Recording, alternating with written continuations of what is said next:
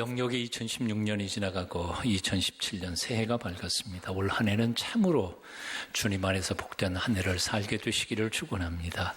오늘 이 아침에는 이렇게 덕담해 보겠습니다. 올해는 여러분 생에 가장 가슴 벅차고 신나고 행복한 한 해가 될 것입니다. 왜 그럴 수 있습니까? 왜 이런 말을 선포할 수 있습니까? 이유는 간단합니다. 우리 정치 혹은 우리 인생, 우리 역사가 정치인 몇 사람에 의해서 좌우되거나 아니면 TV에 나오는 논객 몇 사람의 의견에 따라서 좌우되는 것이 아니라 우리를 사랑하시는 전능하신 하나님께서 이 역사와 인생을 통치하고 계시기 때문입니다. 그렇게 믿으시죠? 요즘 TV를 보다가 보면 그 정치인들 몇 사람들 보고 논객들의 이런저런 이야기 듣다가 보면 도대체 어떤 사람이 더 거짓말을 더 많이 하는지 적게 하는지 누구 말이 진실인지 저 사람들한테 이 나라의 미래를 맡겨도 되는지 참 앞이 캄캄하고 혼돈스럽고 TV 앞에서 즐거운 게 아니라 행복하지 않은 이런 생각만 듭니다. 자, 그러나 우리의 눈을 떠서 아무리 소낙비가 내리고 천둥이 쳐도 그 먹구름 저 건너편에 태양이 찬란히 빛나는 것처럼 이 역사와 우주와 인생의 주인이신 하나님이 이 역사를 쥐고 계신다는 사실을 믿기만 한다면 올 한 해도 어느 때보다 훨씬 더 가장 가슴 벅차고 신나고 행복한 해가 될 줄로 믿습니다. 시편 29편 11절은 이렇게 말씀합니다. 여호와께서 자기 백성에게 힘을 주시며 여호와께서 자기 백성에게 평강의 복을 주시리로다. 함께 같이 읽어보실까요? 여호와께서 자기 백성에게 힘을 주시며 여호와께서 자기 백성에게 평강의 복을 주시리로다. 올 한 해 동안 여호와 하나님이 여러분에게 힘을 주실 것입니다. 여호와 하나님께서 여러분에게 평강의 복을 주실 것입니다. 그러므로 야고보 선생님의 말을 잘 들으십시오. 하나님을 가까이 하라. 그리하면 너희를 가까이 하시리라. 야고보서 4장 8절입니다. 할머니와 할아버지가 가파른 경사를 오르고 있었습니다. 할머니가 할아버지에게 영감 나 힘들어 좀 업어줘. 할아버지가 할머니를 업었습니다. 할아버지지만 역시 노인이니까 힘이 들지 않아요. 그래서 할머니가 너무 미안해서 이렇게 말했습니다. 영감 나 무겁지 많이 무겁지. 그러자 할아버지가 말했습니다. 그럼 무겁지. 얼굴은 철판이고 머리는 돌이지. 간은 부었지. 많이 무겁지. 정 가다가 할머니를 내려놓고 같이 걸어가다가 지쳐버린 할아버지가 이번에는 할머니에게 말했습니다. 할멈 나도 힘들어 업어줘. 할머니는 할아버지를 업었습니다. 보통 힘든 게 아니었습니다. 할아버지가 미안한 마음에 말했습니다. 할멈 그래도 나는 가벼운 편이지. 할머니가 말했습니다. 그럼 가볍지. 머리는 비었지. 허파에 바람은 들어갔지. 양심은 없지. 가볍지. 웃자고 지어낸 이야기이지만 그래도 이렇게 이런 농담을 주고받을 수 있는 부부는 행복한 사람이 아닐까요? 오늘날 이 시대에는 부부이든 혹은 부모와 자식 간이든 친구들 간이든 소통이 되지 않아서 모두 다 고독해야 하는 고독의 시대입니다. 인생의 행복이 어디에 있을까요? 잘 소통하는 친밀한 관계에 있습니다. 한때는 머리 좋은 사람이 성공하기도 하고 또 일도 잘하고 그리고 행복하게 살 것이라고 생각했었습니다. 그래서 그런 사람을 골라내기 위해서 직장에서 능능한 실력자를 골라내기 위해서 IQ 검사도 하고요. 실력 테스트도 하고 그랬습니다.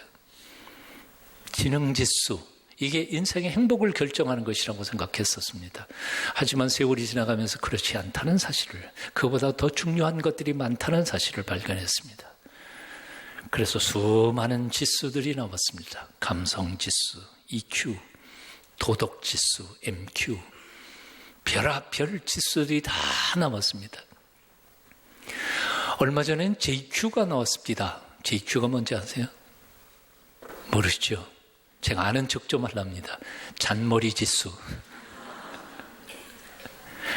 요즘에는 잔머리 굴리는 사람이 행복해진대요. 그리고 출세도 빠르고요. 근데 또 하나 더 나왔습니다. BBQ도 나왔습니다. 바비큐가 아니라 BBQ가 있습니다. 뭐죠? 뻔뻔집수, 뻔뻔한.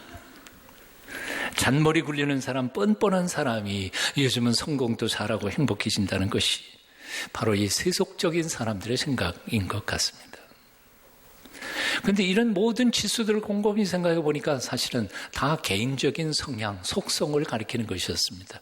하지만 개인적으로 아무리 잘해도 정말 성공하라 행복해지는 게 아니더라는 거죠. 그래서 찾아낸 것이 바로 NQ 지수입니다. Network Quotient. 네트워크 지수라는 것이죠. 관계 지수, 어울림 지수, 협력 지수라는 것입니다. 똑똑한 놈을 회사에 뽑아놨더니 쥐살궁리만 하고 회사에 도움이 안 되더라는 거죠. 남하고 잘 어울리는 일 함께 잘하는 친구들이 오히려 회사에 도움이 되더라는 거예요. NQ 지수. 요즘에 혼밥, 혼술, 혼놀이라는 말들이 나왔습니다. 혼자 밥 먹고 혼자 술 마시고 혼자 노는 사람들. 정말 그렇게 혼자 밥 먹고 술 마시고 노는 사람들이 행복해서 그런 종류의 사람들이 등장하는 것이 아니라 사실 남들과 관계 맺기가 너무너무 힘드니까 홀로 자기 속에 숨어 들어가 고독하게 살아가는 현대인들의 실상을 역설적으로 표현한 문화의 한 특징이라는 생각이 듭니다. 이런 점에서 오늘날 우리 시대는 고독한 시대입니다. 외로운 시대입니다. 그래서 참으로 처절한 시대입니다. 이런 때에 우리는 우리 5개의 텀이 있죠. 우리 교회는 5년 텀으로 돌아갑니다만 올해는 교제의 해입니다. 코이노니아의 해입니다. 이 한 해 동안만은 혼밥, 혼놀, 혼자 밥 먹고 혼자 노는 사람들이 아니라 함께 밥 먹고 함께 놀고 함께 살아가는 법을 배우면서 더욱 행복해지는 공동체 만들어 가자는 것입니다. 그래서 올 코이노니아의 이 해에는 표를 이렇게 잡아봤습니다. 주님과 함께, 우리도 함께. 사도 요한은 나이가 늙어 눈조차 보이지 않던 시절에 사랑하는 믿음의 제자들에게 편지를 보냅니다. 그것이 바로 요한일서, 2서, 3서입니다. 요한 서신을 쓴 그 이유에 대하여 오늘 본문 3절, 4절에서 2가지로 소개를 하고 있습니다. 3절, 4절 함께 읽어보실까요? 함께 읽습니다. 시작. 우리가 보고 들은 바를 너희에게도 전하면 너희로 우리와 사귐이 있게 하려 함이니 우리의 사귐은 아버지와 그의 아들 예수 그리스도와 더불어 누림이라. 우리가 이것을 쓰면 우리의 기쁨이 충만하게 하려 함이니. 첫 번째, 우리가 보고 들은 바를 너희에게 전하면 너희로 우리와 사귐이 있게 하려 함이라. 뭐하러 이 편지를 쓰느냐 하면 여러분과 우리가 사귐이 있게 하기를 위하여 이 편지를 쓰고 있습니다. 그냥 단순히 여러분과 우리의 사귐만이 아니라 그 다음 속임 보면 우리의 사귐은 아버지와 그의 아들 예수 그리스도와 더불어 누림이라. 이 사귐은 나와 여러분의 사귐에서부터 시작된 것은 아닙니다. 그것은 하나님 아버지와 그 아들 예수 그리스도와의 사귐에서부터 시작된 사귐이었습니다. 몰트만이라고 하는 사람은 하나님의 존재 양식을 성부와 성자와 성령 삼위일체 하나님의 코이노니아 교제에서부터 시작됐다고 가르칩니다.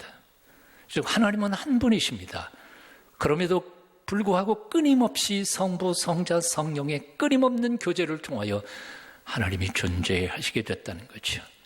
마치 원자의 구조를 보시면 원자, 핵, 양자, 전자가 끊임없이 하나로 돌아갈 때 원자가 존재하는 것처럼요. 그래서 우리의 하나님의 형상대로 지음을 받은 인간도 끊임없이 사귐이 없으면 존재할 수 없는, 존재의 의미가 없는, 존재 가치가 없는 존재들이다 그 말입니다. 이건 2가지를 함께 설명하고 있습니다. 동시에 사도 요한은 우리가 이것을 쓰는 이유는 우리의 기쁨이 충만하게 하려고 이 편지를 쓴다고 말하고 있습니다. 기쁨이 어디에서부터 옵니까? 사귐에서부터 오지 않습니까? 사실은 그래서 이 편지를 쓰는 이유는 둘이면서도 동시에 하나입니다. 사귐이 있고 사귐을 통하여 우리가 모두 다 기쁘게 살기 위해서이란 말입니다. 여기 한 가지 짚고 넘어갈 문제가 있습니다. 지금 요한서신을 받는 수신자들은 불신자가 아니라는 사실입니다. 누가 이 요한의 서신을 받습니까? 크리스천들입니다. 요한의 제자들입니다. 저 세상 밖에 있는 신자들에게 사귐을 이야기하고 있는 게 아닙니다. 즉 다시 말하면 요한과 그의 제자들 그리고 그리스도인들이 예전에는 사귐이 없었다는 말이 아닙니다. 이미 사귐이 있었습니다. 그럼에도 불구하고 그 사귐은 굉장히 건성으로 습관적으로 흘러가 버리는 예식적인 사귐일 때가 많았습니다. 그래서 우리의 사귐을 좀 더 긴밀하고 깊은 관계로 나아가기를 원해서 이 편지를 쓴다는 말입니다. 사랑하는 여러분이 이 한 해 동안 주님과의 관계에 있어서 좀 더 긴밀하고 깊은 관계로 나아가실 수 있게 되기를 축원합니다. 주님과의만 관계가 아니라 옆에 있는 형제와 자매들 사이에도, 여러분 부부 사이에도, 부모와 자식 간에도 긴밀한 친밀한 관계로 깊어지시기를 축원합니다. 오늘 본문에 나오는 사귐이라는 단어는 헬라어로 코이노니아라고 표현하는데, 이 코이노니아라는 단어가 신약 성경에는 약 18번 등장합니다. 그 쓰임새를 보면 두 가지로 쓰였습니다. 하나는 하나님과 우리 사이의 수직적 사귐 코이노니아, 그리고 나와 너 사이의 수평적 코이노니아, 이 두 가지의 사귐을 소개하고 있습니다. 저는 한평생이라고 그럴 것도 없지만 한 30년 이상 목회하면서 제가 만나는 많은 그리스도인들 중에 항상 하나님과 싸우는 사람들을 봤습니다. 항상 하나님하고 싸웁니다. 하나님의 약속을 의심하고 하나님하고 다투고 하나님께 항의하고 투정 부리고 화내고, 심지어는 목사가 된 이후에도 하나님과 다투는 많은 신령한 신실한, 여러분 오해하지 마십시오. 그런 엉터리 목사가 아닙니다. 신실한 목사님들을 봤습니다. 그런데 한 가지 발견한 것은 하나님과 다투면서 행복한 목회자를 본 적이 없습니다.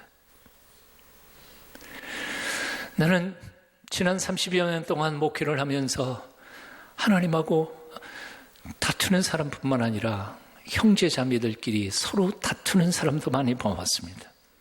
미워했다가 시기 질투했다가 싸웠다가 헤어졌다가 다시 화해했다가 용서를 받고 또 용서를 해 주었다가 그리고 또 싸웠다가 평생을 그렇게 싸우면서 산 사람들을 봅니다.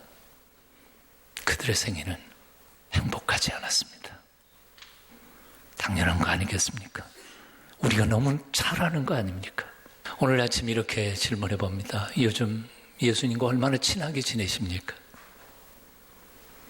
예수님과 사귀는 시간이 얼마나 여러분들의 삶 속에 차지하고 있습니까? 아무리 가까운 사이라 할지라도 벌써 만나는 시간이 짧게 되면 그만큼 마음은 멀어지는 법입니다. 여러분 부부 사이는 얼마나 친하게 지내십니까?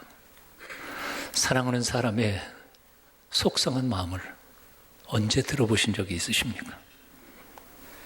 여러분 친구 사이는 또 어떻습니까? 친구의 한숨 섞인 속 어린 응어리, 그 아픔을 언제 들어보셨습니까?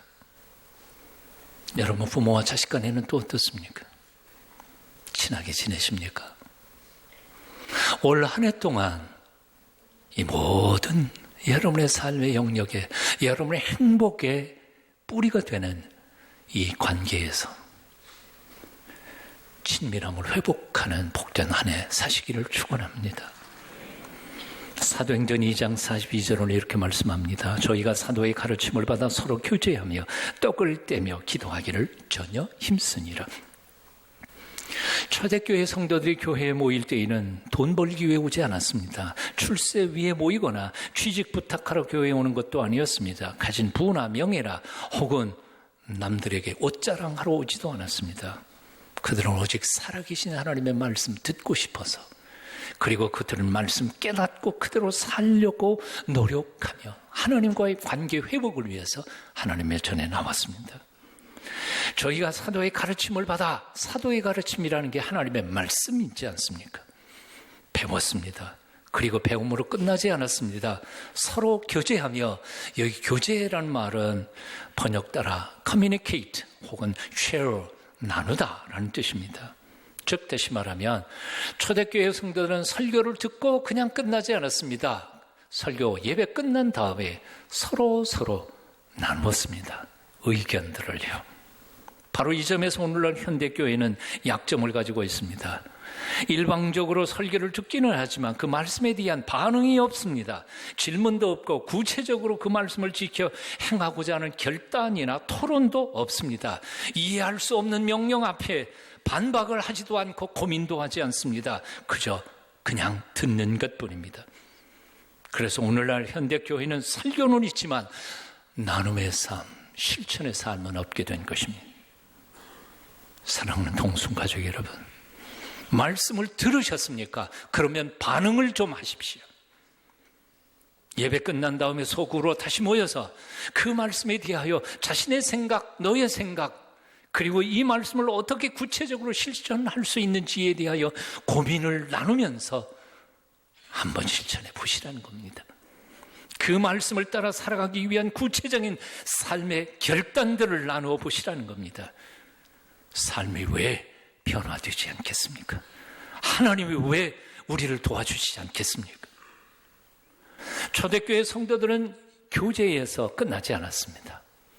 그들은 또 떡을 떼며 기도했습니다. 떡을 뗐다는 말은 맛있는 것으로 나누어 먹었다는 뜻도 있습니다.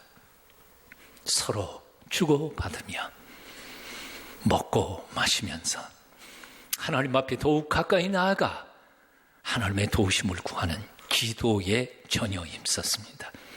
전혀 힘썼다는 것은 집중했다는 말입니다. 건성으로나 요식행위로 행한 것이 아니었습니다. 즉 다시 말하면 초대교회 성도들의 사귐은 수직적 사귐과 수평적 사귐이 일체화가 된 한 덩어리된 온전한 사귐이었다는 말입니다. 바로 이런 점에서 우리 교회가 회복하고 싶은, 그리고 회복해야 할 두 방이 있습니다. 사랑방과 안방입니다. 예로부터 사랑방, 우리 선조 때부터 사랑방은 남자들이 모여서 인생을 토론하며 시국을 의논하던 곳이었습니다.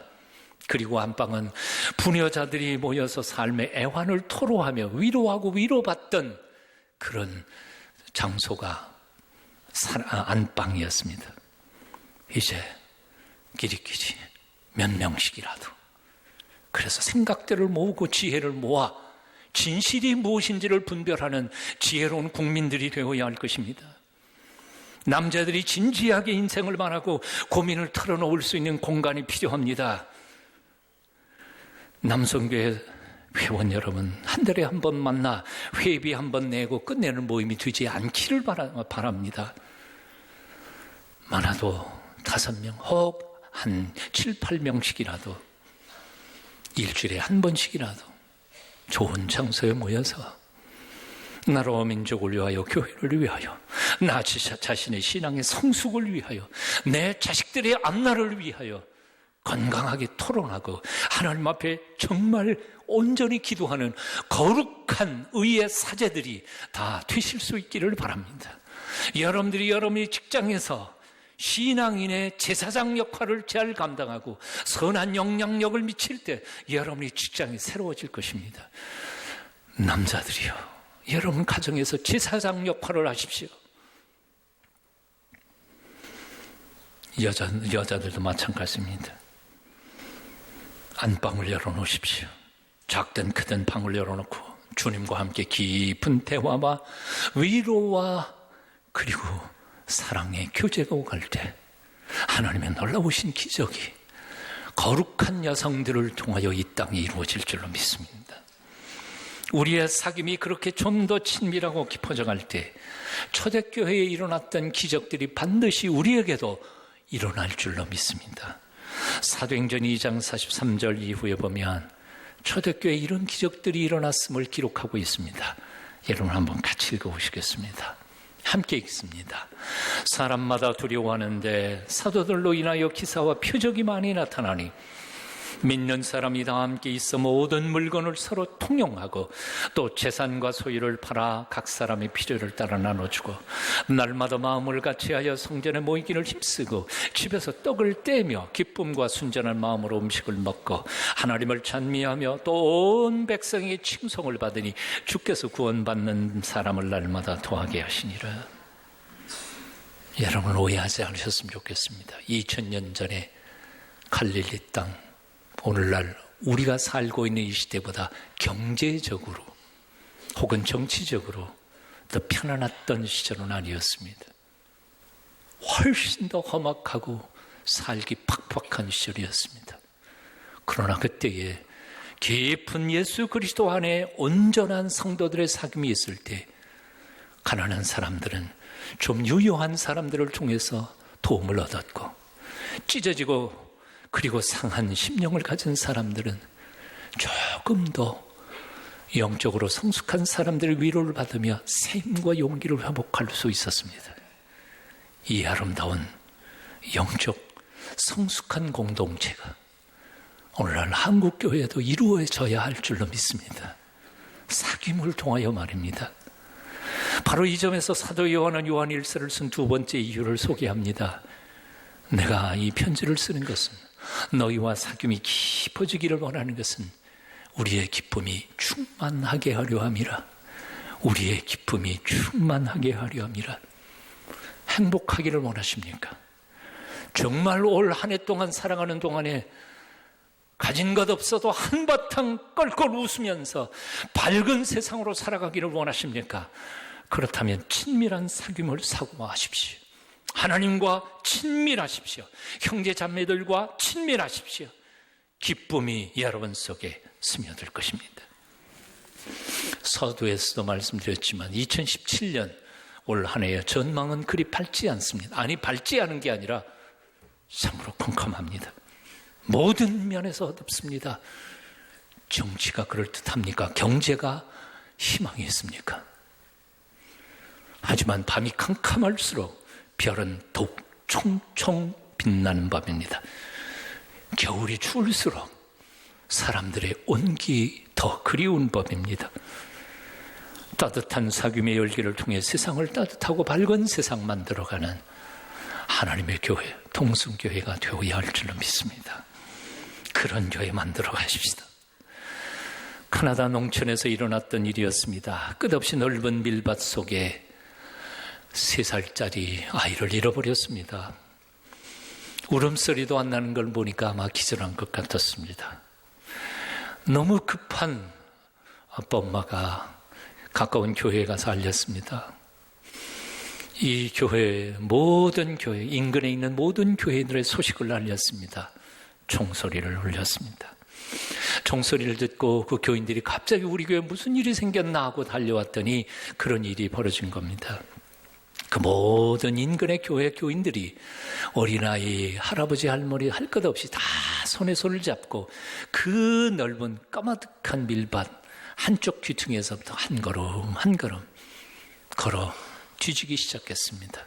한참을 걸어가다가 밀밭 속에 쓰러져 있는 3살짜리 아이를 발견했습니다. 이 실화 속에서 저는 오늘날 참된 교회의 모습을 발견합니다. 우리 교회가 할 수 있는 일이 뭐 대단치 않습니다. 우리가 무슨 힘이 있습니까?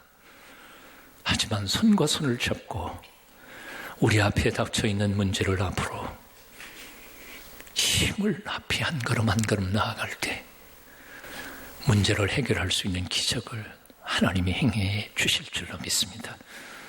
올 한 해 이런 교회 되게 해 주시옵소서. 기도해 봅니다. 기도하겠습니다.